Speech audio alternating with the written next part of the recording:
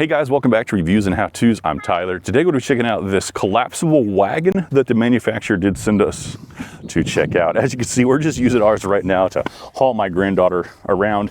However, this is great for pretty much anything that you would like to use it for. I mean, you can take these anywhere, not just for kids, but if you want to go like camping, hiking, stuff like that. Works really great. Another great thing for this, putting groceries in here, hauling them back and forth from your car to your house. Works really great for that as well. Now, this thing collapses up really easily. Hopefully she doesn't go running off on us. But this just pulls out here, boom, like that.